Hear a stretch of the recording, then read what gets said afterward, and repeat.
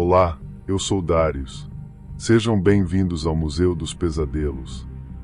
O caso de hoje é, no mínimo, perturbador. Ele chegou há alguns meses e está no porão, onde ficam os casos mais sombrios. Só desça lá quem realmente não tem medo da morte. Bom, se mesmo depois do aviso você ainda está aqui, se acomode e vamos ao relato.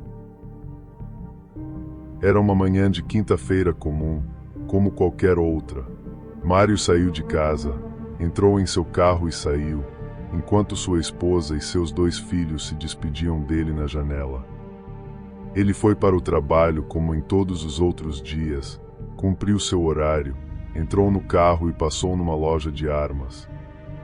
Comprou 2 caixas de munição para sua espingarda calibre 12, entrou no carro e voltou para casa. Chegando, sua família o esperava com um grande sorriso na janela da frente. Ele chegou, tomou banho e jantou com a família. Após a janta, todos foram assistir TV, mas Mário foi para o quintal cavar um buraco. 1h30 depois, ele voltou para dentro, lavou as mãos enquanto a família ainda assistia TV. Saiu novamente, foi até o carro, pegou as caixas de munição que havia comprado e carregou a espingarda. Então, tranquilamente, entrou em casa, foi até a frente da TV com a espingarda calibre 12 em mãos, olhou para sua esposa e seus 2 filhos, engatilhou a arma e disse: "Boa noite, amor." A família, sorridente, respondeu: "Boa noite." Ouviram-se 3 tiros vindos da casa. Do lado de fora, um barulho ensurdecedor. Mas por ser uma casa isolada e sem vizinhos, Mário não se preocupou. Arrastou os corpos para fora e os enterrou no buraco que havia cavado antes. Enterrou os corpos, entrou e se deitou para dormir. O relógio despertou. Eram 6 da manhã. Mário levantou, tomou banho e desceu para se arrumar para o trabalho, quando viu sua esposa coberta de terra. Deu um beijo nela. "Bom dia, amor." "Bom dia", respondeu ela. Deu um beijo em seus filhos, que estavam sentados no sofá assistindo desenho, e saiu para o trabalho, como em mais um dia normal. A situação da família de Mário é algo bem anormal, mas vamos voltar ao início. O ano era 1993. Mário e sua família passaram anos trabalhando para juntar dinheiro e comprar uma casa.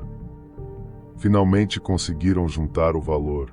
Começaram a procurar, visitaram várias, mas sempre havia algo errado, ou o lugar era perigoso, ou a casa estava em péssimas condições, ou era boa demais, mas muito cara. Foram meses nessa busca com vários corretores, sem sucesso.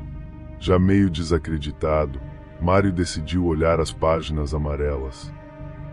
Encontrou uma casa que cabia no seu orçamento e foi ver. Chegando lá, a casa estava com problemas de documentação e o negócio não foi fechado. Chateado, voltou para casa. No meio do caminho, numa estradinha de terra, viu uma placa. "Vende-se uma casa." Parou, olhou a placa e ligou para o número do anúncio. Atendeu um senhor chamado Evaristo. "Boa tarde, seu Evaristo." "Sim, sou eu.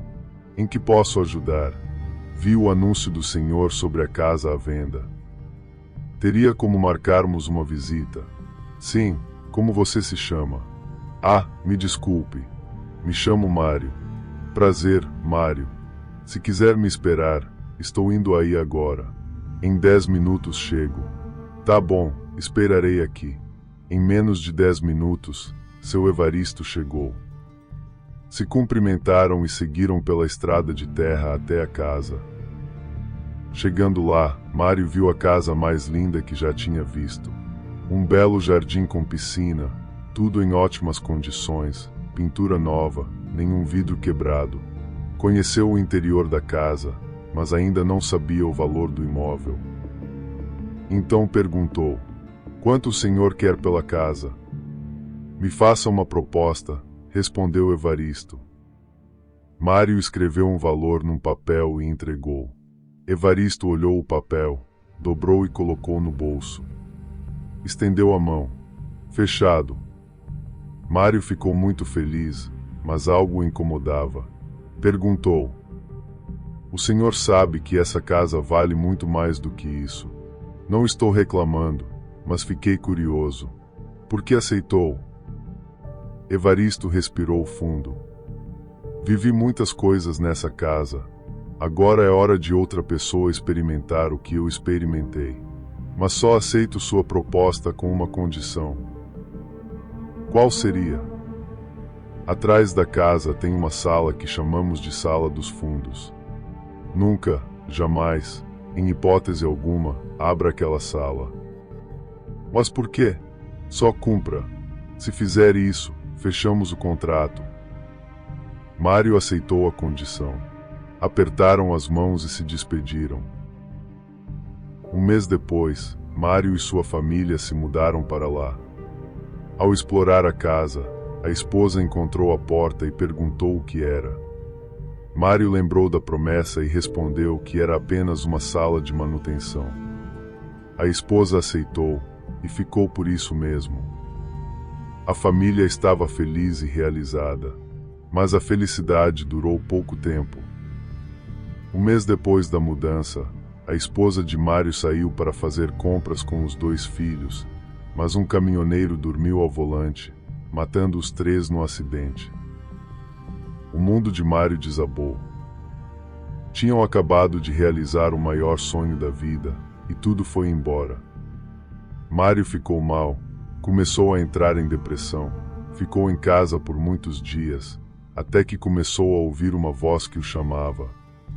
Sem entender, levantou-se e seguiu o som da voz, que o levou até a porta da Sala dos Fundos. Sentindo que não tinha mais nada a perder, pegou um machado e quebrou o cadeado. Desceu até a sala, que ficava no subsolo. Era como um porão, chão de cimento batido, paredes de tijolo. Um lugar vazio, apenas com uma luz amarela fraca. Olhando para aquelas paredes, se sentiu sem saída, então gritou: "Eu queria eles de volta, para sempre." Uma voz respondeu na cabeça dele: "Esse é o seu desejo?" "Sim, é tudo o que eu mais quero", respondeu Mário, aos prantos. Minutos depois, adormeceu.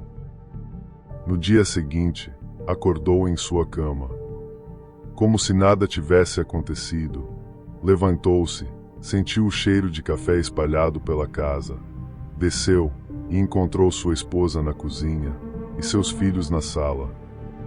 Paralisado, começou a chorar. Abraçou e beijou os 3. Não foi trabalhar aquele dia. Ficou o dia inteiro com eles. À noite, já passava das 22 horas, quando ouviu um barulho no quarto das crianças. A esposa ainda estava na cozinha. Ao chegar, viu os filhos, mas havia algo estranho. Estavam encurvados, babando, com braços maiores do que o normal. Quando chamou por eles, se viraram, revelando olhos vermelhos como sangue, que brilhavam no escuro. Rapidamente, Mário fechou a porta, correu até a sala, pegou sua espingarda calibre 12 no suporte da parede. Ao se virar, viu sua esposa, da mesma forma, babando, braços longos, olhos vermelhos. Ele travou, chamou o nome da esposa, mas só ouviu um grunhido. Ela continuava avançando lentamente.